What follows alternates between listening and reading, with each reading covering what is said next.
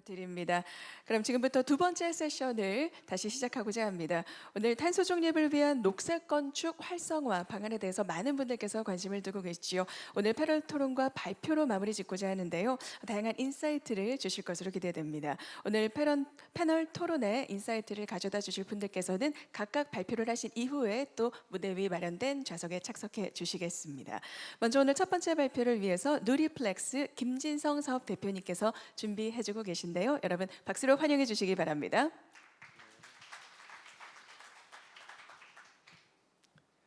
예, 안녕하세요. 소개받은 김진성입니다. 제가 오늘 요 발표를 하느라고 넥타이 하나 샀습니다. 넥타이 하나 샀는데 요 색깔이 파란색하고 녹색이 있고 그 위에 빨간색으로 포인트가 있더라고요. 그래서 기후 에너지 문제에 대해서는 이 여야 관계없이 모두 다 하나로 일치되는 그런 모습을 드리려고 한 것도 있고, 두 번째는 여러분들이 많이 이용하시는, 이게 제가 새 제품을 산 게 아니고 그 중고 그 거래 플랫폼에서 샀습니다. 근데 가만히 생각해 보니까 저는 물건을 싸게 사서 좋고, 판 사람은 자기가 쓰지 않는 물건을 또 팔아서 그 비용을 남기는 게 좋고, 그리고 플랫폼 회사에서는 또 여러 가지 산업을 엮어서 굉장하게 이제 뭐 유명한 플랫폼이 됐죠. 우리나라 누구나 쓰는데. 근데 오늘 드리고 싶은 말씀은 이 녹색 건축의 활성화해서 기업과 정부의 역할 말고 저처럼 이런 일반 사람들이 쉽게 거래하고 사용량도 조회하고 뭐 탄소 서비스도 할 수 있고 이렇게 돼야 된다고 봅니다. 그래서 이 모바일 기반으로 이런 에너지 서비스를 어떻게 누가 옮기느냐, 이 문제가 많이 남아 있거든요. 요즘에는 삼겹살 같은 것도 스타트업이 엄청난 투자를 받아서 플랫폼이 되는데, 왜 이렇게 기후 에너지 문제는 모바일로 들어와서 엄청난 산업이 안 되는가, 그거에 대해서 저는 오래 봤습니다. 한 7년 정도 봤는데요. 아마도 한 3년 정도 안에는 그런 서비스가 좀 나오지 않을까 보여드리고요. 7년 동안 이걸 봤다고 하면 그 개발한 것도 이렇게 좀 시연을 드리려고 이렇게 준비를 했습니다. 제가 이렇게 활성화에 이렇게 좀 찬물을 껴는 소리일 수 있는데요. 처음에 이제 녹색 건축, 빌딩 넷제로 이게 사용하는 것도 있는데 사용하는 걸 절감하려고 하니까 처음에는 얼마 들어요? 관심을 보이다가 나중엔 이거 꼭 해야 되냐? 이렇게 가게 되더라고요. 그래서 여기서 중요한 점은 내가 얻을 수 있는 편익보다 아직은 비용이 훨씬 높다는 겁니다. 그렇게 비용이 높기 때문에 정부가 정책적으로 예산을 투입하게 되고 조정도 하시고 규칙도 만들게 되시는 거죠. 그런데 이 건물 에너지 기후 환경 이쪽 문제가 국토부 쪽의 건물 문제, 그리고 산업부의 에너지 문제, 환경부의 탄소 온실가스 내용, 과기부의 IT 데이터, 그리고 기재부의 예산, 이게 여러 가지가 결합돼 있어서 어느 한 부처에서 이렇게 쉽게 풀 수가 없는 문제가 있습니다. 특히 건물에다가 태양광을 올리는 건 환경부나 산업부에서는 조금 좋아하실 수 있을 수 있지만, 건축을 하시는 분들은 조금 반대하는 경향이 있을 수 있습니다. 왜냐하면 건물의 안전과 내구성을 더 높게 생각하시기 때문이죠. 그래서 정책과 제도 이런 거로 어떤 강력한 우리가 실생활에서 느낄 수 있는 게 되려면 적어도 3년은 걸립니다. 3년 동안 전문가, 공무원, 협회, 뭐 의원님들, 기관, 기업, 많은 시민단체들이 기본법, 시행령, 시행규칙 이렇게 하더라도 이게 한 번 만들어진 거를 다시 바꾸기는 굉장히 어렵더라고요. 저는 제도나 정책이 모든 걸 담당할 수는 없다, 이렇게 봅니다. 그러면 어떻게 하면 될까? 저는 그게 아까 제가 넥타이 산 거 말씀드린 그 서비스입니다. 서비스는 지금 할 수 있거든요. 여러 가지로 이 환경 내에서. 근데 이 서비스가 어떤 문제를 굉장히 빠르게 솔루션을 제공해 줘야 되고, 공급자와 소비자가 뭐 단 몇 초 만에 만날 수 있어야 되고, 특히 에너지 산업이 탄소 산업이든 어떤 산업이든 이 부가 산업하고 같이 만나서 1 더하기 1이 2가 아니고 3, 4, 5가 될 수 있는 게 돼야 이런 것들이 된다고 봅니다. 정책과 제도가 있고 산업과 시장이 있는데, 이런 것들을 잘 이해하고 제가 이제 집중하는 부분은 기업과 서비스입니다. 그래서 저는 이제 많은 분들이 이력이 좀 특이하다고 보시는 분들도 있는데 원래 첫 직장을 그 월급 많이 받는 반도체 회사에서 있었는데요. 뭐 아무튼 어떻게 하다가 이 건물 관리소장으로 일을 하게 됐습니다. 뭐 제가 지원한 건 아니었는데 이 여차저차해서 이렇게 됐었고요. 제가 이제 건물 관리소장을 2년 2개월 동안 하면서 변압기 관리, 검침, 부가 이걸 해보다 보니까 왜 이렇게 관리가 되지? 이런 생각이 많이 들더라고요. 그리고 두 번째는 이제 작은 건물이니까 소장도 하고 과장도 하고 서무도 하다 보니까 여기에 문제가 많이 있더라고요. 이거는 제도나 정책이 갈 수가 없는 부분입니다. 공동주택은 그 자체 관리 그 규약도 있고 내용들이 있죠. 그렇게 해서 한전하고 에너지 공급사하고 소비자 사이에 끼다 보니까 전기요금이 왜 이렇게 부과가 되지라는 생각이 많이 들더라고요. 오늘 한 200분 계신데 아파트 사시는 분들이 한 60%는 될 겁니다. 근데 아파트는 전기요금을 한전에서 개별 세대에 부과를 안 합니다. 그러면 관리소가 관리를 해야 되는데 그분들이 에너지 전문가는 아니시죠. 그럼 내가 쓴 전기요금이 이게 어떻게 내지는 거지라는 궁금증을 가지실 수 있는데 사실은 n분의 1로 계산을 합니다. 한전은 관리소에 n분의 1로 계산을 하고 그 계산 방식을 가지고 아주 여러 가지 복잡하게 되더라고요. 거기다가 주택용, 산업용, 가로등, 전기차, 모자분리, 통신 한 6가지 정도가 모든 아파트의 전기요금 용도별로 이제 되니까 똑같이 전기를 써도 관리자가 이해가 안 되면 여러 가지 문제가 생기고 이게 지난 30년간 많은 전기요금 소송이 있었습니다. 근데 저는 매우 안타까운 점이 그냥 단순 서비스 하나만 있으면 그렇게 대법원 소송을 가고 요금 체계가 이렇게 복잡하고 이렇게 돼 있는데 이런 문제가 왜 생길까 하는 그런 궁금증이 있었고요. 제가 2017년, 18년 근무했을 때 실제 저희 관리소 안내문에다가 이렇게 한 겁니다. 그러니까 엔지니어 출신의 젊은 사람이 들어가니까 일반 관리비도 굉장히 낮아지고 계측이 안 됐던 것도 제대로 계측을 해서 부과를 하고 줄일 수 있는 것들은 최대한 줄이고 하다 보니까 한 달에 한 32만 원, 35만 원 되던 관리비를 한 달에 10만 원까지도 10만 원만큼을 줄였어요. 그렇게 되면은 동력이 생깁니다. 그래서 이제 제가 느낀 점이 어떻게 하면 저를 대신할 수 있는 시스템을 만들어서 전국의 2만 5천 개 단지에 이 시스템을 잘 보급을 할까라는 엉뚱한 상상을 했고 그 상상을 8년 차 이렇게 하면서 5년 동안 이제 그 시스템 개발한 것들을 조금 보여드리겠습니다. 그래서 이제 여기서 입주자분들 그리고 상가도 있는데 사실은 내용이 굉장히 입장이 다릅니다. 상가는 전기를 안 쓰는 시간에도 전기를 켜야 매출에 도움이 되거든요. 10,000원 아끼는 게 아니고 10,000원을 더 소비하더라도 도움이 되면은 이제 켜야 되고 주택은 입장이 다르죠. 이제 한 푼이라도 이렇게 아끼는 게 있는데 그걸 동시에 주상복합 오피스텔이라는 하나의 건물 속에 있으니까 당연히 충돌이 될 수밖에 없습니다. 그리고 제가 좀 안타까웠던 점은 전기요금이 어떻게 부과되고 어떻게 나오는지를 저 관리자 한 사람만 아는 거죠. 근데 쓰는 사람은 99.9%의 사람이 쓰는데 그 쓰는 양이나 이런 것들을 어떻게 하면 같이 공유를 하고 특정 시간에 줄이면 그게 1년치 전기요금으로 이만큼 많이 나온다는 걸 일반 사람들은 알 수가 없거든요. 그러니까 최소한의 공유 체계는 두고 우리가 어떻게 노력을 해야 되는가 있고요. 조금 철학적인 거지만 이 공동 전기 이런 것들은 내 것도 아니고 동시에 이제 뭐 누구의 모두의 것이 됩니다. 이런데 항상 문제가 있더라고요.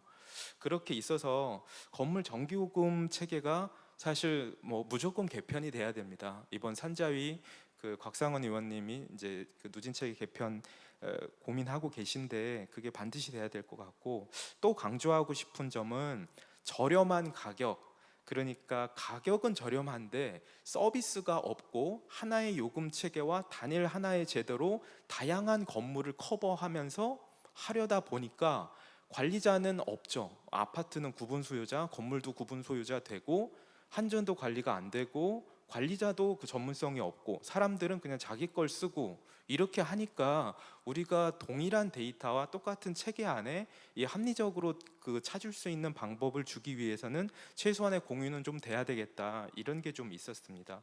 그리고 이제 제가 마지막으로 남자가 여자를 이기는 것이 불가능하구나. 입주자 대표 회의를 해보면 여성분들이 굉장히 뭉치기도 잘 뭉치시고 여러 가지 이걸 잘 하시더라고요.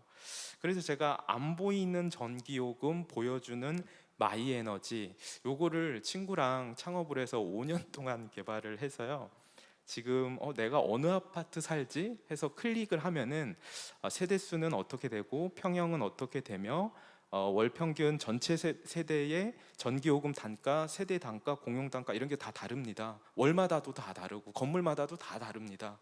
이런 것들이 있고, 특히나 간단하게 이렇게 눌러서 3억 정도가 주는데 내가 어떤 행동을 했을 때 어떻게 주는가, 여기에서는 재생에너지 들어가는 것도 있고 비용이 안 되면 뭐 할 수가 없죠. 특히 아파트에 옥상 태양광을 설치를 했을 때도 여기서 보시는 것처럼 이게 우리가 비용이 얼마나 들고 그로부터 요금이 얼마나 절감이 되고 아파트가 그럼 어떤 일을 해야 되는지가 한 30초 안에 매우 간단해야 됩니다. 근데 똑같은 아파트에 태양광을 설치하더라도 어떤 단지는 그 비용 회수 기간이 3년이 안 걸리는 단지가 있고 어떤 단지는 10년이 넘어가는 단지가 있어요. 특히 이제 전기 소비량이 작은 단지는 태양광 생산량이 그 상계 그 아파트에서 자가 거래가 되기 때문에 당연히 전기 소비가 높은 단지에다가 태양광을 하면 경제성이 매우 우수하죠.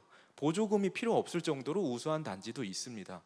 그래서 이게 조금 데이터의 힘이고, 우리가 한전 이번에도 뭐 요금 인상이 조금 안 됐는데, 그럼 도대체 한전은 얼마의 전기를 사가지고 와서 구입가는 얼마고 판매가는 얼마, 그러니까 아파트가 내는 돈은 얼마고 한 달에 얼마씩 손해 보는가를 조금 이렇게 시각적으로 보여주면, 누진제 때문에 주택용이 산업용보다 굉장히 그 비용을 많이 낸다, 이건 과거의 인식이거든요. 많이 바뀌었습니다. 사실 누진제 때문에 사실 대다수의 국민이 저렴한 전기요금을 낼 수 있는 게 현재의 모습입니다. 데이터로 분석이 되면 이런 모습이 있어서 이런 것들이 전국 단위로 이게 데이터의 힘이죠. 한 얼마 될까요? 금액으로 따지면 이 전국 단지가 요금을 얼마 줄이고 똑같은 태양광 발전량에 대해서 어떻게 연결되는지를 단 몇 명의 친구들이 스타트업으로 그릴 수 있는 게 데이터와 플랫폼의 좀 힘입니다. 저희는 이걸 개인 단위까지 연계를 해서 서비스를 생각하고 있고요. 조금 더 보여드리고 싶은데 시간이 좀 그래서 제가 이제 이과적으로 말씀드렸다면, 문과적으로 말씀드리면 아까 정책 많이 이렇게 하셨지만 결과적으로 줄이는 거나 정책의 수용성은 시민들이 느껴야 됩니다. 실생활 속에서. 그래서 잠재적인 시민들의 요구와 욕구를 OX 간단히 정리를 해서 이거를 해석하고 이러면 그 안에 동력이 생기더라고요. 그 동력을 가지고 정보를 수치화해서 플랫폼에 연결하면 그때부터 이제 좀 재밌어집니다. 우리 아파트는 태양광을 할지 아니면 전기요금 이걸 할지, 스마트 미터를 무료로 보급을 해주는데 그거를 설치해서 순간적으로 전기를 줄여서 오히려 현금으로 보상을 받고, 이런 것들이 적용할 수 있는 게 많이 있거든요. 그래서 그 다음에 해봤더니 이런 제도나 이런 서비스는 좋겠다 하면 그때 시스템으로 법령이나 이런 거를 규칙과 체계를 통해서 해주시면 이런 것들이 참 발전하지 않을까, 이런 고민을 한 7년을 했습니다. 그렇게 있어서 저는 이런 점을 봤거든요. 우리나라는 이 더 나은 시민 사회를 향한 시민 에너지가 있으시더라고요. 분명히 저는 그렇게 기후 환경 이렇게 예민하지 않는데 저희 아내는 1순위가 기후 환경이더라고요. 그것처럼 기후 환경에 대한 문제를 반드시 그 시민들이 해결하고자 하고 욕구가 있고, 저는 그 욕구가 시장이라고 봤어요. 그럼 어떤 서비스로 실생활에서 이 시장의 그 요구를 잘 들어드리면서 저희가 중요한 NDC 목표 달성이나 탄소 중립을 이룰 수 있는가? 저는 요렇게, 요 내용은 좀 지나가고요. 요렇게 생각을 했습니다. 그러니까 내가 절감한 노력을, 이게 한 달 단위의 데이터가 아니고 지금은 15분 주기의 스마트 미터가 뭐 일반 주택에는 대부분 보급이 돼 있고 아파트의 경우에는 한 15% 정도 다 보급이 돼 있습니다. 그래서 전력 거래소에서 현재도 한 3년 동안 이 사업을 해왔는데, 특정 시간대에 감축을 요청을 하면 원래 사용하는 전기 요금의 한 7배에서 8배가량 보상을 해줍니다. 그렇게 해서 이렇게 한 달 동안 계속 줄이는 거는 어렵지만 1시간 동안 줄이는 건 충분히 가능하거든요. 그러면 내가 조금 줄이면 아파트에서는 전체 전기요금, 공용전기요금이 되게 크게 줄어듭니다. 그래서 내가 현금으로 받을 수 있는 것도 있고, 아파트에 많이 쓰는 사람들은 적게 쓰는 사람들의 요금을 올리는 효과를 가져오기 때문에 조금만 동참을 하면 여기서 경제성은 충분히 나오죠. 근데 거래소에서 도매 시장의 어떤 문제를 가지고 이 소매 시장에서 작은 상가 이렇게 뭐 집까지 하는 거는 조금 한계가 있다고 보고요. 제가 본 거는 탄소 시장입니다. 그러니까 거래소만 발령을 하는 게 아니고 그 절감량이 계측이 돼서 대한상공회의소에서 크레딧까지만 잘 발급이 되고, 그 발급된 크레딧이 대기업들은 아리백도 있지만 이건 보편적인 서비스이기 때문에 그 절감한 양을 그 온실가스로 바꿀 수 있는 여러 가지 그 장치가 많이 만들어져 있어서 삼성전자에서도 발령을 하고, 발령을 해서 절감량을 가져가고, 전자에서는 스마트띵즈 같은 앱에서 그 데이터를 연동을 하고 가전하고 이렇게 홍보를 많이 하려고 합니다. 그러면 이 안에서 굉장히 부가가치가 많이 일어날 수 있겠다, 이렇습니다. 그러면 이 누리플렉스 제가 소속한 회사는 사실 1183개 단지에 71만 가구의 데이터가 저희 서버로 들어오고 있습니다. 그 데이터 기반에서 이제는 에너지 부분도 마이데이터가 되기 때문에 한전의 1000만 고객도 원래는 저희가 다 이끌 수 있습니다. 좋은 서비스만 있다면. 그래서 이런 서비스를 가지고 동시에 절감하는 효과가, 실제 가정의 절감량은 작지만 이게 한 30메가 정도의 소형 열방압 발전소를 줄이면 그 발전소를 안 지어도 되는 효과 때문에 비용 편익 분석에서도 충분히 그게 가치가 나옵니다. 다만 데이터는 있는데 마이데이터 서비스로 여러 가지 체계가 만들어져 있기 때문에 누가 이 시장을 모바일로 옮기느냐가 저는 승리자가 될 거다, 이렇게 생각하면서 저희 회사에서 이 내용을 열심히 연구하고 있습니다. 제 발표는 여기까지 마치겠습니다. 감사합니다. 네, 정말 잘 들었습니다. 김진성 누리플렉스 사업 대표님의 발표 함께 하셨습니다. 서비스와 플랫폼의 가치에 대해서 함께 공감할 수 있었고요. 네, 이어서 두 번째 연사분 바로 또 모셔보겠습니다. 이 시간 서울특별시 기후환경본부 이주영 친환경건물 과장님께서 발표해 주시겠습니다. 역시 연단으로 오르시겠습니다. 여러분 따뜻한 박수로 환영해 주십시오. 네, 안녕하세요. 서울시 친환경 건물과장 이주영이라고 합니다. 저희 부서에서 하는 일은 건물 온실가스 감축 업무, 그래서 이제 건물 에너지 효율 개선 부분을 주로 업무를 담당하고 있고요. 최근에 저희가 오랫동안 준비한 사업들 중에 이제 시범으로 프로젝트를 진행하는 사업에 대해서 소개를 드리도록 하겠습니다. 서울시 기후 동행 건물 프로젝트라는 명칭으로 시작을 했고요. 건물 에너지 소비 등급제라든지 온실가스 총량제에 대한 설명입니다. 뭐 이 부분은 잠깐만요. 네, 죄송합니다. 뭐 기후 위기에 대해서는 다들 이제 시민분들 다 인식하고 있으시니까 그 심각하다고 느끼고 계신 부분이고요. 지금 서울을 비롯해서 그 뉴욕, 뭐 도쿄와 같은 대도시의 경우에 한 3분의 2가 온실가스가 지금 그 건물에서 배출이 됩니다.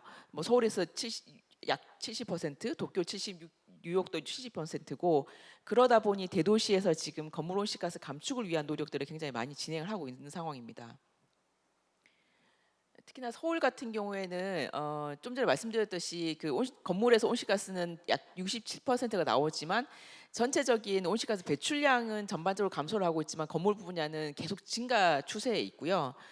서울시 건물 현황 같은 경우에도 건물 동수는 줄어들지만 건물 연면적은 지속적으로 증가하고 있어서 건물 온실가스에 대한 증가는 이미 이제 계속 예견되어 있다라고 보시면 될 것 같습니다.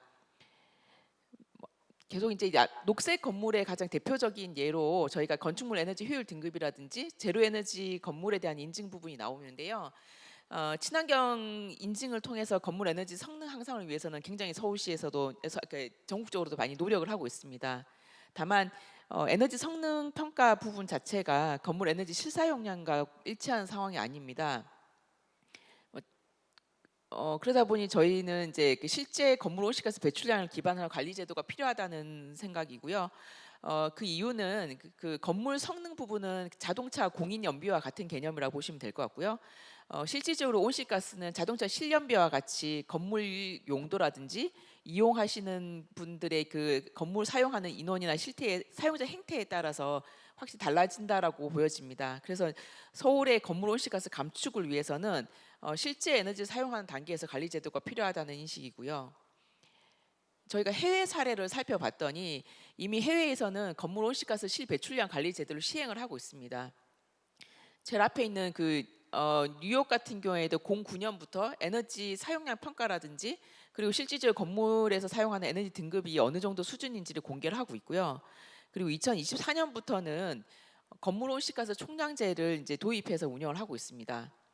그리고 런던을 비롯한 뉴욕 그러니까 EU에서는 건물 에너지 효율 등급을 뭐 A부터 G까지 표시를 하고 부동산 거래 사이트에서 이 건물별로 에너지 사용 등급이 어느 정도 수준인지를 이미 공개를 하고 있는 상황입니다.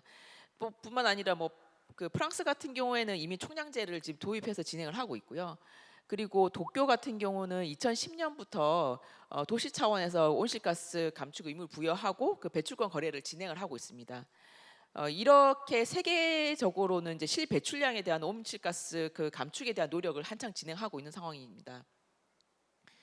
그래서 저희도 이제 저희가 이제 서울시가 건물에 대한 그 온실가스 비중이 하도 높다 보니 2020년부터 실배출량 관리 제도를 이제 운영하기 위해서 총량제 설계를 시작을 했고요. 그리고 2020년부터 계속 논의를 하면서 정부 쪽하고는 저희가 시범 사업을 하고 정부에서는 법령을 개정하는 것으로 그 MOU 체결도 했고, 그리고 올해 같은 경우에 2024년 5월에는 그 산업부 장관 그리고 국토부 장관님 그리고 이제 국가탐록위원장님까지 다 같은 자리에서 건물에 대한 온실가스 관리 책임을 갖고 있는 그 정부기관이 함께 모여서 시범 사업을 서울시에 추진을 하고 관련 제도를 다 정부에서 정비하고 그리고 실질적으로 서울시에서 관리 정책에 대한 표준 지침을 마련하면 전국적으로 확산하는 모델은 중앙주체에서 만들기로 논의를 했고 발표를 했습니다. 기후 동행 건물 프로젝트라는 명칭을 진행을 하는데 실질적으로 이 부분은 이제 기후 위기가 이제 심화되면서 가장 많이 나오는 얘기 중에 기후 불평등에 대한 부분이 나옵니다. 그래서 저희가 생각했던 거는 그 기후 동행 건물 프로젝트를 통해서 기후 불평등에 대한 것을 완화시키자라는 차원도 있습니다. 이유는 저희가 대상으로 하는 건물들은 비주거 건물 약 1만 4천 동을 대상으로 하고 있고요. 공공 건물은 연면적 1,000제곱미터 이상, 신축 건물 같은 경우에는 그 민간 건물은 3,000제곱미터 이상을 대상으로 합니다. 이들 건물 같은 경우에 서울시 전체 건물의 한 2.4%를 차지하는데 건물 부분 온실가스는 약 30%를 차지하고 있는 수준입니다. 그래서 비주거 건물을 대상으로 실질적으로 이런 감축 활동을 먼저 시작을 하자는 차원이고요. 이 프로젝트는 3단계로 진행이 되는데 우선 1단계는 신고제 그리고 2단계는 그 등급을 매기는 거고요. 그리고 3단계는 실질적으로 온실가스 총량을 관리하는 걸 목표로 하고 있습니다. 1단계인 그 에너지 사용량 신고제 같은 경우에는 에너지 사용량에 대해서 건물별로 어느 정도가 내가 사용하고 있는지 자가 진단이라든지 인식을 할 수 있는 차원에 대한 부분이고요. 간편하게 신고를 할 수 있도록 저희가 이제 저탄소 건물 지원센터라든지 홈페이지를 통해서 신고 체계도 되게 쉽게 만들어 놓은 상황입니다. 신고를 하시게 되면 기본적인 사용량 분석이라든지 그리고 이제 현장 조사 활동을 통해서 실제 건물별로 상황들이 어떤지에 대한 그 서비스까지 제공을 하고 있습니다. 그리고 에너지 사용량 등급제 같은 경우에는 저희가 산업부랑 협의를 해서 산업부에서 고시를 통해서 이제 기준을 만들었고요. 단위 면적당 그 목표 에너지 사용량 기준을 설정하고 A부터 E 등급까지 5단계를 구분해서 지금 이제 진행을 하고 있습니다. 이 경우는 그 신고한 내용을 근거로 해서 어느 정도 수준인지 A 등급인지 B 등급인지를 분류를 하고 그거에 대해서 저 건물 전면에 부착하는 걸로 저희가 했고요. 민간 건물 같은 경우에 참여를 활성화시키기 위해서 저희가 하반기에는 용도별로 이제 A에서 B 등급 중에서 실질적으로 탑 3를 뽑아서 인증도 부여할 예정입니다. 그 산업부에서 설계한 것은 C 등급을 평균 목표로 하고 있고 B 등급은 목표 등급, 그러니까 A, B, C 정도 등급이면 적절한 수준의 에너지 사용을 하고 있다라고 그 값을 그 평가 기준을 만들었다고 보시면 될 것 같습니다. 요거는 이제 등급제 표시 모양이고요. 서울시청이 저번 아까 말씀드렸던 5월 2일 그 산업부 장관님이라든지 국토부 장관님하고 다 같이 함께 해서 그 발표를 했고 프로젝트 시작을 그리고 그 시청에도 저희가 이제 등급 표시를 최초로 했습니다. 그래서 본관 서울시청 같은 경우에는 지금 B 등급이 나왔고요.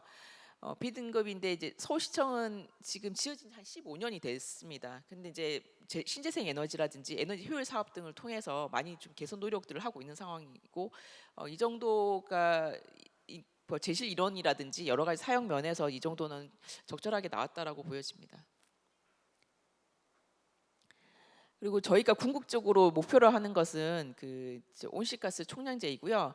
온실가스 총량제는 그 건물별로 건물 용도별로 저희가 표준 배출 기준을 설정하고 그걸 통해서 배출 허용량을 설정해서 관리하고 그리고 이제 온실가스 감축을 유도하는 정책이고요.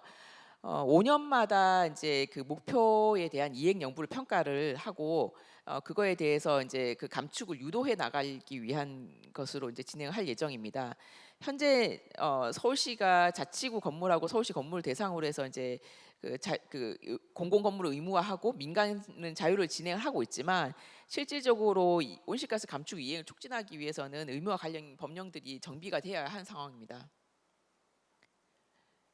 이 부분은 저희가 개념도인데요. 요 건물 유형별로 실질적으로 저희가 그 서울시에 있는 건물들을 다 분석을 했었고 그거에 맞는 표준 배출 기준을 설정을 했습니다. 그에 맞춰서 2030년까지 단위 면적당 배출 그 기준을 설정하고 그 감축 목표를 설정하는 방식으로 진행을 합니다. 온실가스 총량제는 아까 앞서 말씀드린 것처럼 20년부터 사업 설계를 했었고 21년도에는 시소유 건물 대상으로 해서 시범 사업을 추진해 왔었고요. 그리고 2단계로 2023년까지 저희가 그 1,630개소, 그러니까 민간 건물 217개소도 지금 시범 사업에 참여하고 있고요. 이거에 대해서 이제 본격 시행을 위해서 실행 모델을 개발하고 있는 중입니다. 지금 현재 산업부랑 논의하고 있는 것은 에너지 이용 합리화법을 개정을 지금 추진하고 있는데요. 여기에 이제 총량제에 대한 기본적인 시행할 수 있는 그 기본적인 정책적으로 제도 시행을 위한 제도 개선을 진행하고 있습니다. 참여 아니고요. 이를 통해서 저희가 이제 건물 생애 주기별로 온실가스를 관리할 수 있는 체계를 지금 구축을 해서 운영을 하고 있고요.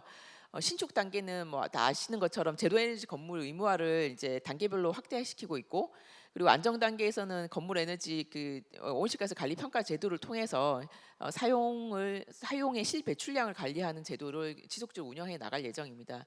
그리고 노후 단계 부분에서는 저희가 이미 이제 시행을 하고 있지만 건물 에너지 효율 사업을 할 경우에 그 자금 지원하는 방식은 지속적으로 운영할 예정입니다.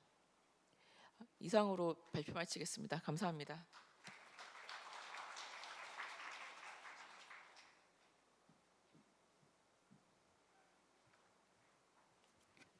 네, 발표해 주신 이주영 과장님 감사드립니다. 이어서 바로 세 번째 연사분께서 준비를 해주셨는데요. 한국건설산업연구원 이홍일 연구위원님 발표 듣겠습니다. 박수로 환영해 주십시오. 네, 안녕하세요. 네, 앞에서 발제된 내용들하고 좀 중복되는 것도 있고 해서요. 또 두 번째 세션은 어떻게 보면 이제 패널 토론 위주니까 좀 간략히 말씀드리겠습니다. 지금 저희가 한 2, 3년 정도 관련 연구들을 수행한 것들을 이제 한번 그 중에서 몇 가지를 가져왔는데요. 지금 이제 건설 산업 기준으로 보면은 전 세계 온실가스의 약 한 25% 정도 지금 배출되는 것으로 지금 보이고 있죠. 그 중에서 이제 건축물만 보면은 한 22%가 좀 넘는 정도 수준인데, 이게 이제 전체 온실가스 한 6대 온실가스 기준이니까 이산화탄소가 이제 기후 쪽 관련해서 가장 이제 치명적인 온실가스라고 보면 한 30% 내외 정도까지 이제 이 부분이 올라갑니다. 이제 에너지 사용량이 이제 많기 때문에 이제 그런 건데요. 그런 특징을 보이고 있고요. 그다음에 이것을 이제 생애 주기별로 좀 나눠서 뭐 앞서서도 좀 있었습니다만 내재 탄소 얘기도 있고 운영 탄소 얘기도 있는데 지금 여러 가지 연구들이 있는데 좀 종합해 봤습니다. 좀 편차가 좀 많기는 한데 보시면 건축물은 대개 한 20%, 인프라까지 다 포함하면은 한 15에서 35% 정도 편차, 기존 연구들이 이렇게 나타나고 있는데 건축물 한 20% 내외 정도. 그다음 운영 탄소 부분은 뭐 인프라 같은 경우는 사실 이제 에너지를 쓸 것들이 거의 없는 거죠. 뭐 가로등 정도니까. 예, 건축물이 대부분 이제 냉난방, 특히 이제 난방에서 가장 많은 에너지를 쓰겠습니다. 그래서 한 70% 정도. 이 두 가지 내재하고 오퍼레이션을 합하면 한 90% 정도 되는 부분입니다. 그래서 이 내재 탄소 부분도 이제 적지 않다 이렇게 좀 볼 수가 있겠고요. 앞서 또 발제에서도 그런 내용이 있었습니다. 내재 탄소 중에서 이제 좀 나눠서 자재별로 이렇게 나눠서 보면은 이쪽에 인프라 쪽이고 건축물을 보면은 이제 시멘트와 관련된 것이죠. 레미콘 부분이 한 70% 정도. 그다음에 이제 철강제 부분입니다. 철근하고 철골이 또 합쳐서 한 20% 정도. 그러니까 두 가지를 합하면 거의 이제 90% 정도 된다고 볼 수가 있겠습니다.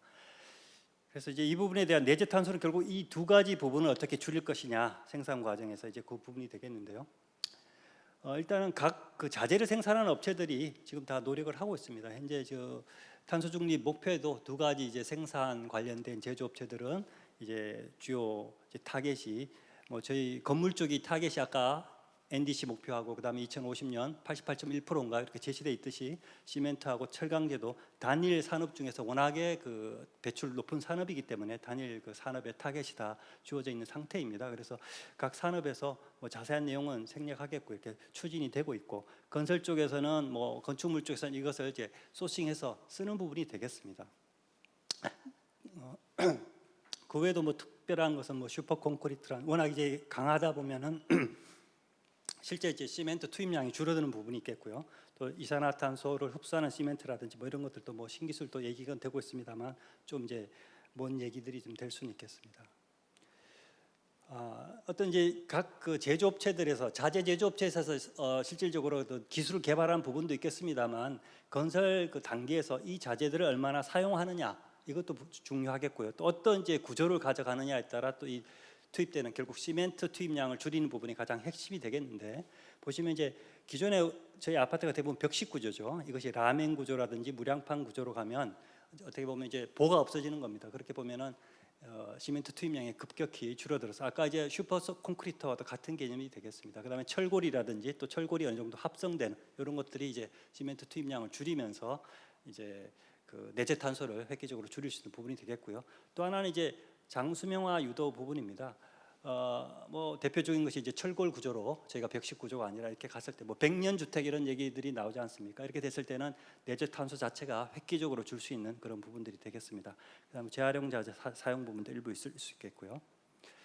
그래서 이제 그 각 자재 생산 기업들이 해야 될 부분들, 그다음에 이것들을 실제로 종합 건설 기업이 그런 자재를 소싱하는 부분도 있겠지만 어떤 그 구조라든지 또 뭐 재활용을 사용한다든지 그러니까 종합 건설 기업에서도 각 자재업체뿐만 아니라 건설 기업에서도 어떤 이제 시공 구조를 가져가느냐 이런 거에 따라 또 내재 탄소를 획기적으로 줄일 수 있습니다. 이런 것들을 또 설계 단위에서 잘 조율을 해서 가져가야 될 것 같고요. 설계 뭐 엔지니어링 쪽 같은 예를 보자면 이스3라는 이제 모델 대표적인 모델이 있겠습니다. 그래서 스칸스카 같은 이제 회사에서 이 모델을 사용해서 마이크로소프트 그 건물 리모델링에 내재 탄소를 30% 줄인 사례가 많이 알려져 있고요. 이런 결국은 모든 그 기관들이 또 정부에서는 이런 것들을 어떻게 지금 또 장려할 것인지 제도를 설계를 해야 될 것이고요.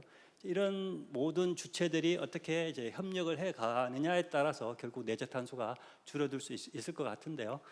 아까 이제 그 마이크로소프트 사례 같은 경우는 결국 발주자가 요구한 부분입니다. 현재 우리 국가 차원에서 보면 발주자가 이렇게까지 요구할 수 없다고 보면은 제도적으로 이것을 어떻게 설계해 나갈 것이냐. 앞서 어떤 뭐 발주자분들께서 각 파편적으로 각 부서별로 나눠져 있는 이런 것들이 있는데 지금 이제 녹색 분류 체계 부분이 또 금융 쪽에서 있고요. 그다음에 앞서도 좀 말씀하셨습니다만 그 생애 주기별로 건설의 어떤 탄소 배출을 관리하는 것들이 이제 탄소 중립 그 2050 로드맵에 나와 있습니다만 아직은 이제 그 제도가 실현되지 않고 있고 이제 내재 탄소 쪽은 이제 EPD에 7가지 이제 발자국에서 한 부분이 탄소가 또 들어가 있죠. 그래서 또 그다음에 이제 제로 에너지 빌딩 같은 게 이제 운영 탄소가 되겠는데요. 이런 것들이 이제 파편적으로 들어 있는 부분들을 어떻게 이제 종합해서 현재로 보면은 뭐 공사비를 줄이고 층간 소음을 줄이고 이런 것들이 주요 건설할 때 기준이거든요. 내재 탄소 부분은 뭐 아까 EPD 정도를 통해서 인증을 받을 수가 있겠습니다만 중요 건축했을 때 기준이 되지 않습니다. 그럼 이 부분을 어떻게 가중치를 높이느냐 이런 것들이 중요하겠고요.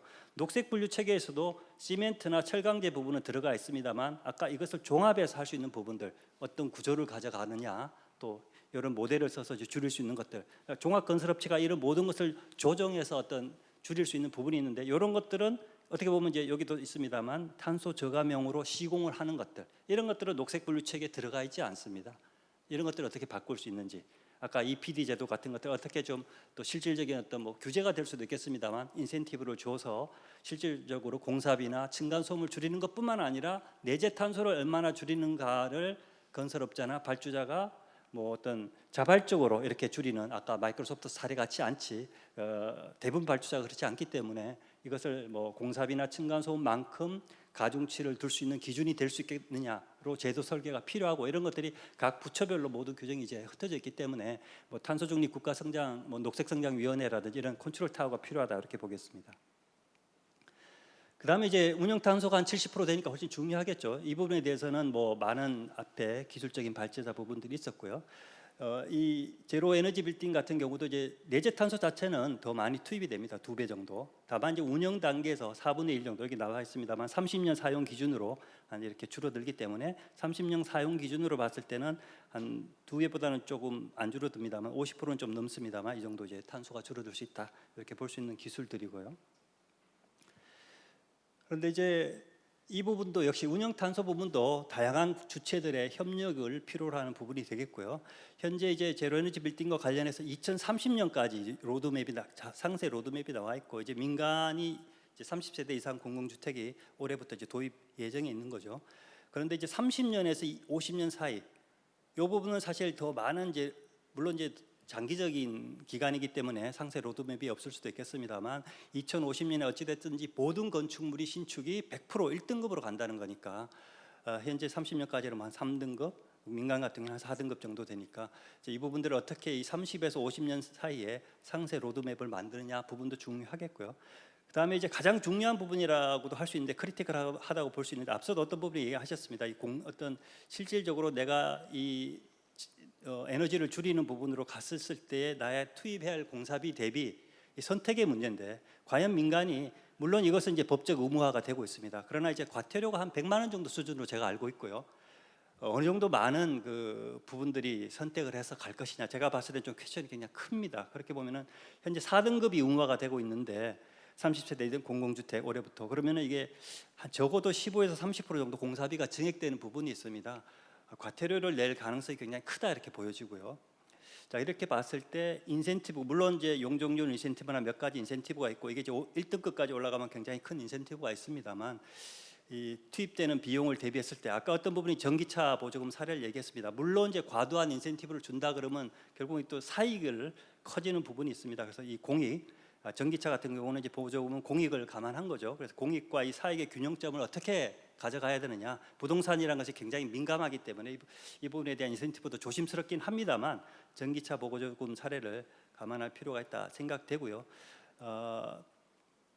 더구나 이제 이 70% 15에서 30% 비용이 드는 부분들이 이제 민간이 공급되는 부분이 70% 이상이라는 거죠. 공공은 한 30% 미만이고요.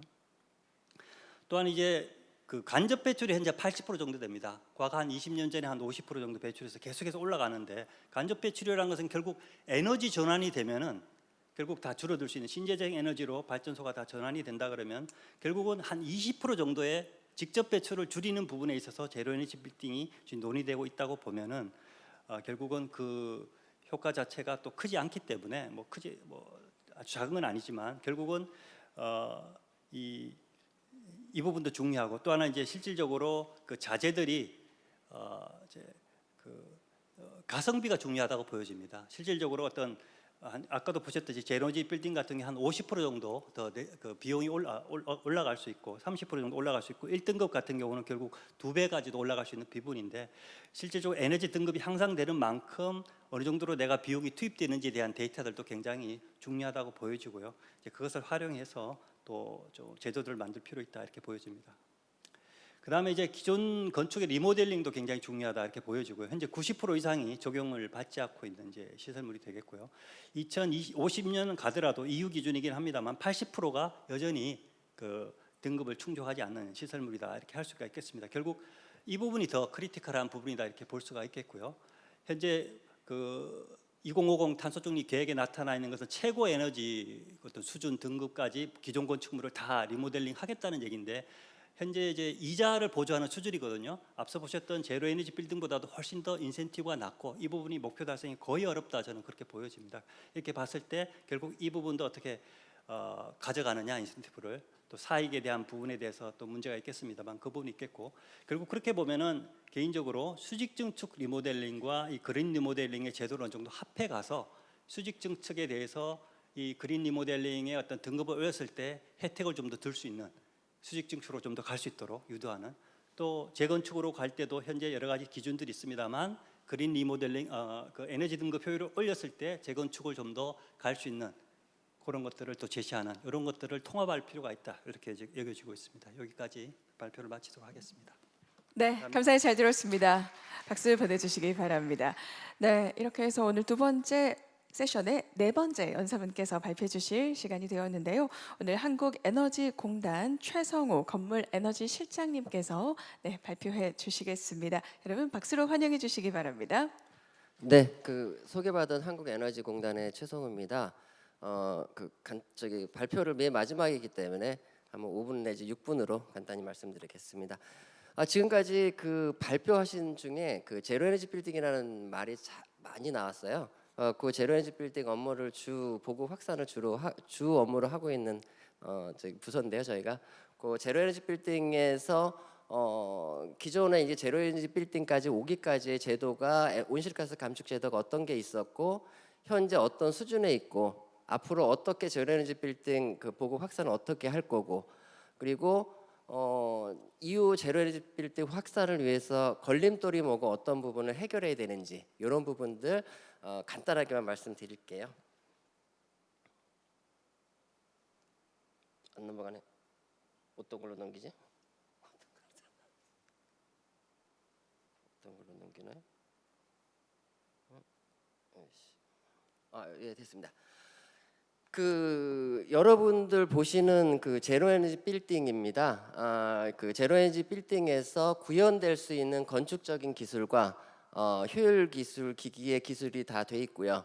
보시면 아시다시피 뭐 건축적인 저기 외단열이라든지 고기밀성 창호 그리고 또 예를 들자면 뭐 차양이라든지 그리고 뭐 옥상 녹화 이런 부분들 건축적인 기술로 하는 거고 예를 들자면 또 폐열 회생 환기 장치 그리고 뭐 고효율 보일러, 고효율 기기, 뱀수 이런 부분들이 액티브 기술이고 가장 중요한 거는 관리 제로에너지 빌딩에서 이 설비들을 어떻게 최적화시키고 낭비 요인을 그 손실을 최소화할 건가 이 부분이 뱀스 에너지 관리 시스템이 들어가서 그런 부분을 하고 있습니다. 그 제로에너지 빌딩까지 오기까지의 건축적인 그 어떤 제도가 어떻게 돼 있었냐면 그 동안에 최소한 법적 에너지로 여기 효율화 부분 있죠.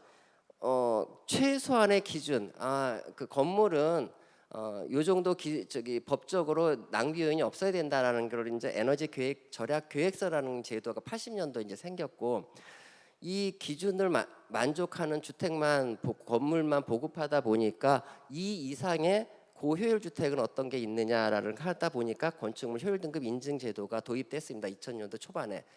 그런데 이제 그 다음에 이제 기후 위기라든지 온실가스 감축 문제가 화두로 대두되다 보니까 우리가 최고의 주택 효율화를 앞섰고 고효율화를 구현했지만 그 온실가스를 감축할 수 있는 화석연료를 줄이고 자체적으로 발전할 수 있는 주택을 보급하자라는 걸 해서 2017년부터 제로에너지 건축물 제도가 우리나라에서 세계 최초로 도입되긴 했습니다. 그래서 현재 운영되고 있고요. 그리고 그리고 준공 단계까지의 신축적인 부분이 있다면 뒤에 운영 단계에서는 건축물이 배출되는 온실가스 배출량에 따라서 그 뭐 건축물 목표 관리제 그리고 배출권 거래제 이렇게 운영이 돼서 허가 단계에서 준공 운영 단계까지의 전 주기적으로 그 온실가스 감축을 위한 제도는 이렇게 운영되고 있습니다. 요거는 전체 전략이고, 아까 말씀드렸다시피 2017년에 제로에너지 건축물 제도가 공공부분부터 시작이 됐고 내년에는 민간 부분으로 이제 확대가 됩니다. 이게 큰 계기가 될 것 같고, 공공부분은 5등급에서 4등급으로 상향이 되고, 그리고 2030년에는 모든 민간 건축물이 제로에너지 건축물로 그 설계가 되도록 돼 있습니다. 이 부분을 보시면 그 의무화된 건물이 최소한 20%만 넘으면 돼요. 자립률이라 그래서 건축물에서 소요되는 에너지의 20% 이상만 자체적으로 생산하면 되는데, 이 중간에 보시면 평균 38%까지 자립률을 달성하고 있습니다. 현재 운영되고 있는 그 제로에너지 건축물에서. 그리고 50% 이상이 되는 건축물도 건수도 거의 많이 구현이 되고 있어요. 그래서 제로에너지 건축물이 당초 초기에는 상당히 리스크가 있고 구현하기 어려울 거라고 생각됐지만 현재 40% 정도의 자립률을 가지고 그 신축이 되고 있어서 어느 정도 정착이 된 것으로 저희는 보고 있습니다. 제로에너지 건축물 내년부터는 어떻게 할 거냐라는 걸 보시면 효율 등급 인증 제도하고 제로에너지 인증 제도가 통합이 됩니다. 행정적인 불편 최소화도 있지만 앞으로는 자립률로 판단하겠다라는 거 기준은, 다만 그 소유량도 부가적으로 하지만 자립률을 판단하겠다는 거고, 현재까지는 1등급만 있었는데 120% 이상을 플러스 등급의 건축물도 등급이 하나가 구현이 됩니다. 신설이 됩니다. 이 부분 이유는 앞으로는 뭐 전기차라든지 이런 어떤 그 전체적인 생산량이 많아짐에 따라서 그 충전을 하고 외부에 에너지를 보내고 하는 어떤 그런 방법이 구현돼야 되기 때문에 제로에너지 빌딩의 등급도 높였다고 볼 수 있습니다. 여기까지는 저기 그 우리 제로에너지 빌딩 정책이 어떻게 와있고 앞으로 어떤 방향으로 갈 거냐는 말씀드렸지만, 딱 한 1분 정도로 해서 제로에너지 빌딩을 구현하기 위해서 걸림돌이 좀 있어요. 장애인이 있는데 이런 부분을 한 5가지 정도는 발표 자료가 없습니다. 이 부분은 패널 토의라 그래서 제가 자료를 안 만들어서, 우선은 가장 큰 문제가 건축과 기술이 조화되는 게 가장 어려운 문제죠. 건축적인 면에서 설비나 기술들이, 태양광 설비들이 이 건축과 조화되는 게 상당히 어려운 문제인데, 태양광 발전 BIPB가 최근에 많은 기술 발전을 위해서 신미성이 많이 조화가 됐습니다. 일반 건축 자재를 구현할 수 있는 어떤 그런 기능들이 좋아지고 있어서 그런 부분을 점차 해결될 것 같고, 또한 그 BIPB라든지 발전 설비에 대해서 어떤 화재 안전성 이런 부분들이 좀 어려운 점이 있지만, 이런 부분들은 기준이 만들어지고 급속 차단 장치라든지 이런 기술들이 발전해서 적용이 되고 있기 때문에 이런 부분들도 해결이 되고 있습니다. 또 하나는 아까 시공비의 사업비의 상승 부분이 있는데, 뭐 보는 거에 따라 차이는 있지만 5등급 정도는 3% 정도로 보고 있고요. 4등급도 10% 내외로 보고 있어요. 그러니까 지나치게 높지는 않고요. 근데 그런 부분들은 조금 초고층 빌딩이나 이런 데는 좀 어려운 점이 있지만, 일반적인 건축물에서는 아직까지 부담이 될 정도는 아니다. 4등급까지는. 다만 3등급 이상에서는 시공비가 급격히 늘어나는 부분이 있는데, 이 부분은 기술적 발전이나 어떤 이런 걸로 해결이 될 것 같고, 가장 큰 문제는 초고층 빌딩, 도심에서 30층, 40층, 50층 건물의 제로에너지 빌딩 구현하기는 상당히 어렵습니다. 5등급도 어려워요. 도심에서 한 40층, 50층 되면 5등급 건물도 20%도 달성하기 어려운 점, 이런 부분들이 가장 해결해야 될 과제로 저희가 보고 있고, 아까 전에서 말씀드린 업사이트의 인정 비율, 그리고 지금 제도는 있습니다. 업사이트 인정 비율과 이 부분을 어떻게 그러니까 제도적으로와 기술적으로 어떻게 전복해서 해결할 것이냐, 이런 부분들 해결이 될 과제가 있는데, 이런 부분들은 조금 더 많이 토론이 만약에 되면 더 얘기하도록 하겠습니다. 이상으로 마치겠습니다. 네, 감사합니다, 실장님. 여러분 큰 박수 보내주시기 바랍니다. 이렇게 해서 총 4분의 연사분을 통한 발표를 들으셨습니다. 오늘 패널 토론을 이끌어 주실 성균관대학교 김도년 건축학과 교수님께서 또 함께 자리를 해 주시겠는데요. 앞서 들으셨던 내용과 관련해서 패널 토론 지금 바로 시작하겠습니다. 마이크를 곧바로 사장님께 넘겨드리겠습니다. 부탁드립니다. 예, 안녕하십니까 여러분. 성균관대학교 김동현입니다. 저희 사실 마무리 시간이 5시 30분인데 10분 정도 남아 있는 것 같습니다. 좌장이 제일 중요하게 해야 될 일이 시간 관리인데 저희가 10분간 어떻게 토론을 해야 될지 한번 지켜봐 주시길 바랍니다. 먼저 오늘 그 가장 중요한 부분은 이 기후변화 센터와 이 투데이에서 이 기후변화와 탄소 중립의 문제가 우리나라에서 전문 분야별로 진행하고 있는 것들을 통합적으로 모아서 이 집단지성의 자리를 만들어 주신 게 가장 중요한 부분인 것 같습니다. 결국 탄소 중립 그리고 이 기후 변화의 문제는 우리뿐만 아니라 다음 세대를 위한 좋은 도시를 만드는 것이 가장 중요한 부분이고, 우리나라가 중요한 부분은 지금까지의 이런 도시화와 산업화를 통해서 경제 발전을 이루어온 국가로서, 또 그런 기업을 가지고 있는 도시들로서 선진국을 추격해서 캐치업해서 현재와 같은 경제 발전을 이루어왔다라고 하면, 이런 기후변화 대응 시대에서 선도적으로 퍼스트 무버로서 가야 하는 이런 우리의 노력들이 사실은 개발도상국에는 이 자신감과 할 수 있다라는 어떤 가능성을 주고, 선진국들과는 동반 성장을 할 수 있는 이런 계기라고 생각이 됩니다. 특히 오늘 말씀을 주신 분들을 보면 실제로 이걸 체험적으로 이용자와 하고 계신 분, 그리고 서울시에서 정책을 만드시고, 그리고 건설에 대한 연구와 에너지를 연구하는 분들이 다 함께 모여 있습니다. 그래서 오늘 저는 이분들께 여쭤보고 싶은 가장 큰 근간이 우리가 현재 갖고 있는 생활 방식 속에서 건물이라고 하는 것이 건물에서 나오는 것, 건물에서 탄소를 배출하고 에너지를 쓰는 것이긴 하지만 우리의 생활 방식이 결국은 이 문제를 좌우하는 것들입니다. 도시는 물리적 공간으로서의 형태를 가지고 있지만 우리의 현재 라이프 스타일을 대변하기도 합니다.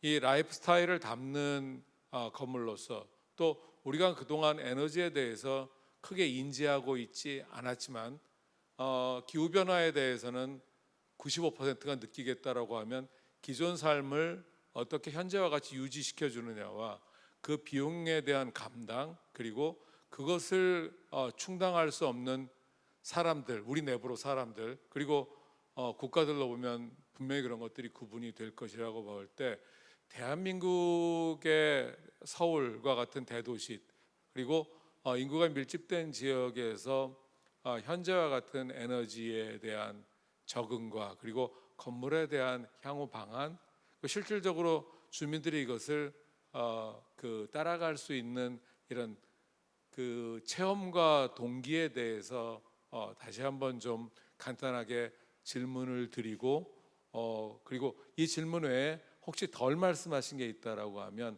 간단히만 좀 말씀을 부탁드리도록 하겠습니다. 먼저 저는 오늘 내가 이런 에너지 절약과 기후 변화에 참여함으로써 실질적으로 나에게 포상과 보상을 준다라는 이 개념이 우리나라에서는 특히 가장 중요한 관점인 것 같습니다. 그래서 이 김진성 누리플렉스 대표님께 과연 그렇다라고 하면 정부는 어떤 역할을 해줘야 하고, 그리고 실제로 이것이 비즈니스 모델로 되기 위해서 가장 필요한 동인이 되어서 주민들에게 그리고 우리들에게 보상과 포상을 줄 수 있는 방법에 대해서 간단히 좀 여쭤보고 싶습니다. 예, 질문해 주셔서 감사합니다. 일단은 뭐 세 가지를 꼭 들고 싶은데요. 저희가 실생활 속에서 이미 익숙하고 파급 효과를 본 마이데이터 부분에 금융이 있었습니다. 원래는 에너지 부분이 이번에 마이데이터에 들어가게 되면 나의 동의를 거쳐서 데이터들이 아주 수초 안에 빠르게 이동을 할 수 있습니다. 그러니까 하드웨어 전기차든 스마트 계량기든 그 데이터가 있는 주체가 있는데 그 데이터의 주체가 이제 내 동의를 거쳐서 기업한테 가서 서비스가 되는 과정이 수초 안에 일어날 수 있는 거죠. 그렇게 되면은 그 하드웨어를 가진 회사만 서비스를 할 수 있는 게 아니고 서비스 전쟁이 돼 버립니다. 현재 금융 부분이 그렇죠. 첫 번째는 그 마이데이터의 이제 데이터 이동이 자유로워야 된다. 첫 번째고, 두 번째는 전기요금 인상보다 중요한 건 전기요금의 그 전기요금 체계를 개편해야 되는 겁니다.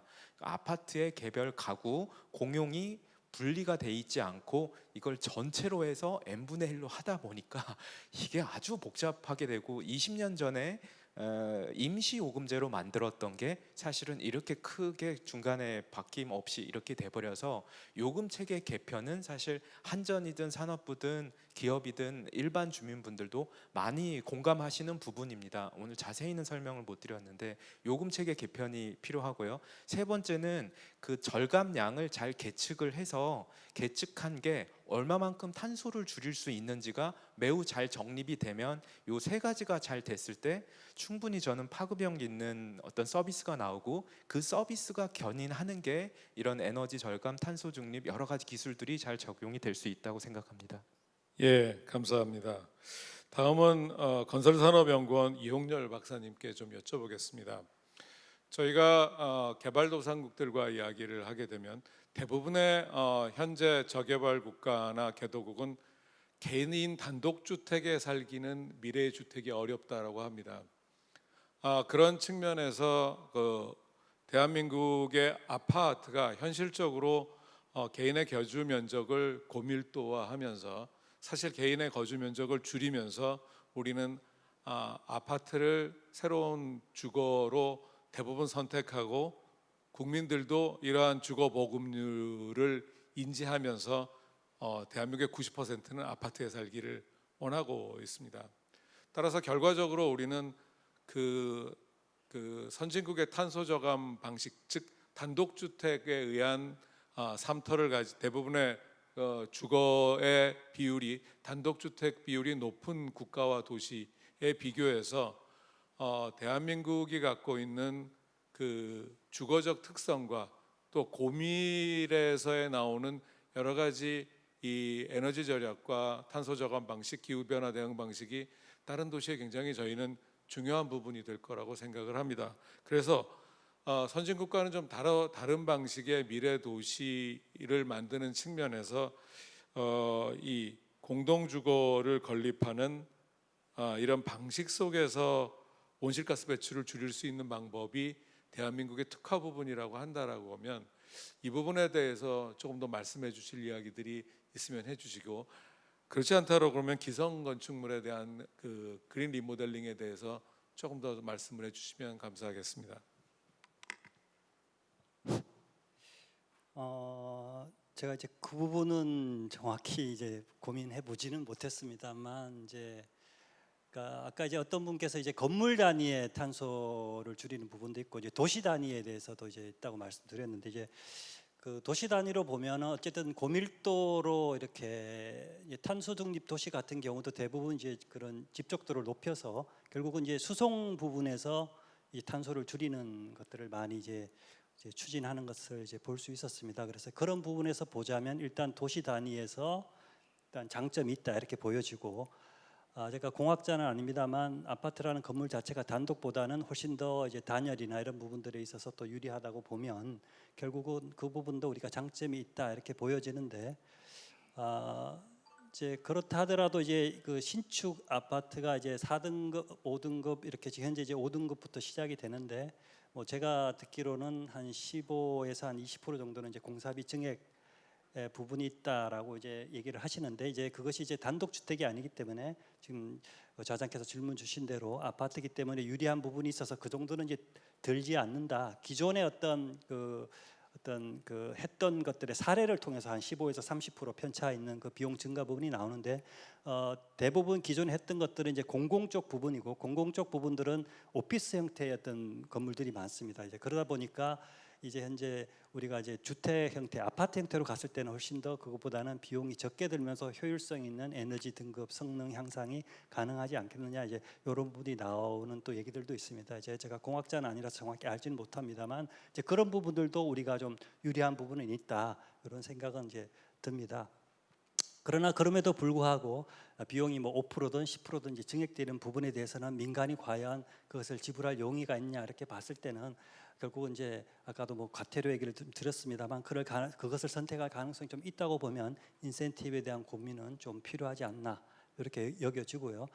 이제 그러나 이제 더 큰 문제는 이 아파트들이 이제 지금 또 일기 신도시가 이제 재건축에 대한 논의가 지금 많이 되고 있습니다만, 저희가 주택 산업에 대해서 길게 전망한 이제 저희 연구원의 이제 뷰 입장에서는 한 2030년대 중반이 넘어가면서 본격적으로 주택 시장의 수요가 다운한다고 이렇게 보고 있습니다. 그래서 이제 그것이 넘어가면 그때 의미는 결국 재건축 시장이 아주 뭐 압구정동이나 이런 주요 요지를 제외하고는 재건축 사업성이 굉장히 떨어진다는 얘기고, 결국은 그 많은 이제 노후된 뭐 일기 신도시가 그 당시에 어떤 시범 사업이 되지 않아서 30년대 후반이 되면 결국은 슬럼화가 될 수 있고, 뭐 일본의 타마 신도시나 이런 것처럼, 그럼 그렇게 됐을 때 이제 그 부분들을 어떻게 보면은 훨씬 더 우리가 아까 2050년에 88.1%의 탄소를 줄인다고 했을 때 훨씬 더 큰 부분을 차지하는 것이 저는 이제 그런 기존 아파트들의 리모델링이라고 생각하고, 그것의 하나의 해법으로 그 수직 증축 리모델링의 탄소 부분의 어떤 줄이는 성능 개선이 갔을 때 그 어떤 그쪽 그 리모델링을 할 수 있도록 하는 그 인센티브를 이제 주는, 그래서 두 가지를 결합하는 것들이 굉장히 필요한 논의가 되지 않을까, 이 정도 생각하고 있습니다. 예. 정확한 답변 아닌데. 네. 예, 감사합니다. 저희가 지금 하고 있는 인구 저감과 도시 집중 현상에 대한 문제까지 말씀해 주셔서 감사드립니다. 이와 연관해서 이 최성호 실장님께 결국 지금 현재 대한민국의 주거의 트렌드는 고층화로 가고 있고 40층, 50층의 그 건물들이 지금 에너지 저감이나 탄소 중립 방식에는 어려움이 있는 거로 알고 있습니다. 그래서 이 부분에 대해서 장기적인 해결 방안이나 또는 현실적으로 이런 고층화에 대해서 에너지 측면에서는 어떤 제어를 해야 되는지에 대해서 그리고 또 그런 부분에 대한 현재 걸림돌이 어떤 게 있는지 추가적으로 말씀 부탁드리겠습니다.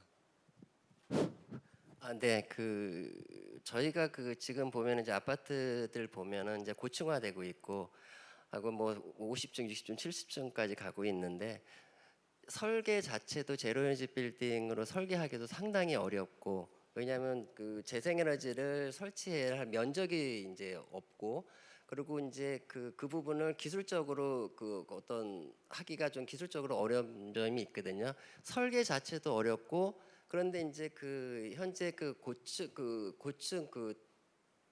고층 빌딩에 보면 아파트 같은 경우에는 뭐 공용 시설이라든지 이런 부분들이 좀 대규모로 에너지를 많이 쓰는 설비들이 많이 들어가요. 그래서 지금 경기주택공사라든지 이런 부분들도 지금 같이 저희가 협업하고 있는 부분에 공용 부분을 어떻게 더 지금 대규모로 단지가 설계가 되는데 공용 부분을 어떻게 최적화시킬 거냐, 에너지를 그 부분에서 어떻게 더 줄일 거냐를 좀 고민하고 있거든요. 그래서 아까 말씀하신 대로 대규모 아파트 단지에서는 공용부 또 그런 부분에서 에너지를 줄일 수 있는 방법을 더 고민하고 최적화할 수 있는 방안을 지금 고민하고 있고, 다만 개별 아파트 세대별로는 지금 개별 설비들은 잘 들어가고 있고 설계가 되고 있고 설비들이 많거든요. 운영할 수 있는 설비들이. 그렇기 때문에 대규모 설비라든지 대규모 아파트의 같은 경우에는 공용 부분에 최적화시킬 수 있는 방법을 좀 많이 고민하고 있는 뭐 현실입니다. 네. 예, 감사합니다. 그 패널로는 마지막으로 서울시 이주영 과장님 말씀을 듣고 플로어에서 말씀을 듣도록 하겠습니다. 이주영 과장님, 결국 탄소 저감은 서울시의 역할이 중요한 부분인 것 같습니다. 시민들은 참여해야 하고 기업들은 기술을 개발해야 되고, 이걸 통해서 경제적 가치뿐만 아니라 사회적 환경적 가치를 창출해내는 시스템은 정부의 각 부서들의 이런 정책들을 서울시에서 모아서 하셔야 된다라고 하면 이 기후동행 건물 프로젝트에서 결국 시민들의 참여와 산업들을 어떻게 진흥시키고 있는지에 대해서 추가적으로 말씀해 주실 부분 있으면 해주시면 감사하겠습니다. 네. 우선은 여기는 그 일반 시민보다는 저희는 이제 그 비주거 건물로 해서 그 대형 건물들, 중대형 건물들 위주의 참여를 지금 요청을 드리고 있고요. 아까 앞서도 말씀드렸듯이 건물 동수에 비해서는 실질적으로 배출량도 많고 상업적 여러 가지 활동들을 하시면서 ESG 경영 차원이라든지 전반적으로 그 기후 위기 대응에 동참하자는 차원에서 이제 참여를 요청드리고 있는 상황입니다. 그리고 기술 부분 같은 경우도 지금 굉장히 제가 지금 그 다른 해외 사례에서도 들어봤을 때는 기술 그 건물 에너지 효율화 사업이라든지 감축 기술 부분은 한국이 굉장히 앞서가고 있는 걸로 지금 알고 있고요. 다만 이제 그것들을 적용시킬 때 이제 경제적인 비용 부분들에 대한 우려들도 많이 있으신 것 같고, 이제 뭐 이렇게 외국 같은 경우에 제도적으로 정책적으로 그 부분에 대해서 강화를 시켜 나가니 경제적 비용이 들더라도 참여를 하고 있는 반면에 한국 같은 경우에는 그 필요성을 느끼지만 제도의 어떤 그 강화든지 의무적인 것들이 조금 그 외국보다는 좀 약한 것 같습니다. 그래서 그 저희가 지금 서울에서 타겟을 잡는 것은 정책적으로 이 부분을 계속 강화시켜 나가고 ES 개치 경영이라든지 뭐 아리백의 어쨌든 동참 차원에서 그 기업이라든지 건물이 그 자발적으로 참여해서 나갈 수 있도록 유도해 나가는 것이 저희가 정책적 목표입니다. 예. 예, 마지막 패널 분들의 말씀을 다 들었습니다. 플로어에서 혹시 궁금하신 분들 있으시면 말씀 주시죠. 예. 예, 말씀은 답변하실 분과 그리고 지금 그 질문하신 분의 소속과 성함도 좀 같이 부탁드리겠습니다. 웰킨의 박종국입니다. 말씀 잘 들었는데요. 저는 이제 그 고층 빌딩하고 그 관련해서 지금 에너지 문제가 뭐냐면은 지금 현재 이제 그 냉난방 에너지를 가장 많이 쓰는데 그 중에서 환기에서 가장 손실이 많습니다. 그래서 에너지 비용을 절감하기 위해서 한 80%를 회수해서 쓰고 있어요. 자체적으로 그냥 자체 순환합니다. 그러니까 우리가 지금 숨 쉬는 것도 중고 공기를 지금 숨 쉬고 있는 거거든요. 그런데 보건복지부에서는 얘기를 하기를 이제 감염의 우려가 있으니까 전배기 형태로 바꾸라 하고 합니다. 그러면은 에너지 비용이 엄청나게 증가할 겁니다. 그런데 지금 문제가 뭐냐면요, 고효율 기자재가 옛날에는 그 70% 이상 되면은 고효율 기자재 지정을 해주는 제도가 없어졌죠. 없앴습니다. 그 업체가 없앴는지 뭐 에너지관리공단에서 없앴는지 모르겠는데, 그런데 이거를 다시 지정하고 80% 이상을 해줘야 됩니다. 그래야 에너지가 그만큼 절감이 되고, 그리고 고층 빌딩에서 예를 들어 뭐 20% 30% 밖에 지금 못한다 하면은 사실 제로 에너지 빌딩 가기 위한 그런 것보다도 우리는 보통 이제 수익자 부담 원칙을 정하잖아요. 그러면 오염자 부담 원칙으로 해가지고 사실은 이거는 온사이트가 아니고 오프사이트 가서라도 이 사람들이 기여를 하게 해야죠. 그렇게 바꿔줘야 될 것 같습니다. 아까 말씀하신 중에 이제 온사이트 얘기, 오프사이트 얘기도 나왔으니까 이런 제도를 좀 반영해 주셨으면 좋겠습니다. 고효율 기자재 지정을 재지정하고 높이고 온사이트, 오프사이트 재정을 좀 했으면 좋겠습니다. 여기는 뭐 서울시 뭐 관계분이나 뭐 관리공단 관계분도 다 해당이 될 것 같습니다. 예, 이 부분은 지금 떠나가셨지만 환경부 장관님한테도 꼭 전달해 드리도록 하겠습니다. 네. 다음 분 계신가요?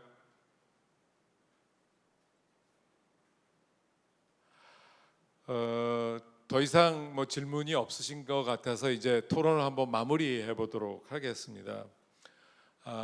이 우리가 지금 하는 서울 기후 에너지 회의는 어찌 보면 기후는 그 기후의 변동의 원인이 된 사람과 그리고 그 기후의 변동을 맞이해야 되는 사람이 그 원인을 꼭 만들지 않았을 경우가 많이 있습니다.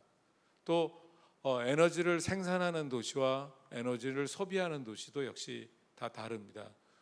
그러나 분명한 것은 이것이 우리 모두의 위기라는 사실을 대한민국의 서울 시민이 95% 이상 공감하고 있다고 합니다. 하지만 이 실현에 참여하기는 현실적으로 쉽지 않습니다. 그래서 저희는 이 부분에 대한 많은 연구와 기술력을 개발해야 되겠지만 이 기술력이 시민들에게 참여할 수 있는 동인으로서 나의 참여가 이런 기후 변화 대응에 보람으로서 또는 인센티브로 돌아올 수 있는 것들이 중요하다고 생각이 됩니다. 우리는 결과적으로 이러한 연구와 기술을 대한민국이 그동안에 잘해왔던 것들은 도시와 그리고 기업, 정부가 함께 새로운 도전으로서 이런 어려움을 시장으로 창출해온 경험들이 우리가 갖고 있는 소중한 자산들입니다.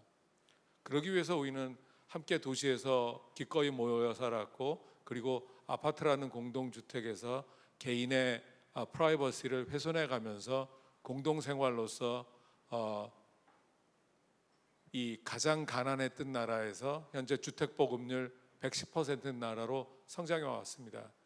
결국 공존과 공유를 위해서는 우리가 갖고 있는 현재 자산들을 소중하게 여기고 그리고 앞으로 이런 그 절약과 그 절감은 우리의 사람과 사람을 소통하는 것뿐만이 아니라 우리가 갖고 있는 IT 기술을 기반으로 해서 사람과 기계, 기계와 기계 그리고 건물과 기계들이 연결하게 되면서 새로운 에너지 절감 방식이나 탄소 배출 저감 방식들이 우리의 기술에 의해서 개발이 된다라고 하면 새로운 시장과 함께 그리고 인류적 기여를 할 수 있을 거라고 생각이 됩니다.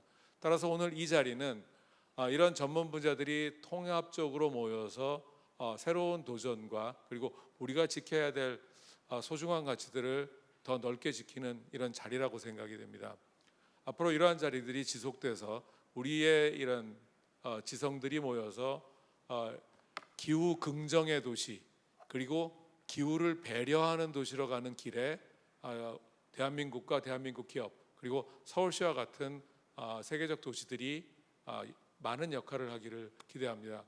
개인적으로 이런 자리에서 좌장을 맡았다라는 걸 영광으로 생각하고 다음번에도 이러한 소중한 자리가 지속되기를 바랍니다. 그리고 마지막 끝까지 앉아서 이러한 자리에 참여해 주신 청중 여러분들이 정말 대한민국의 소중한 자산입니다.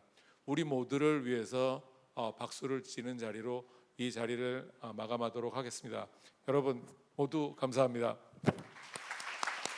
네, 진심으로 감사드립니다. 본 토론을 멋지게 이끌어 주실 좌장님과 더불어 네 분의 연사분들께도 다시 한번 감사의 박수 전해 주십시오. 고맙습니다. 네, 안전하게 다시 하단해 주시면 되겠습니다. 고맙습니다. 네. 고맙습니다.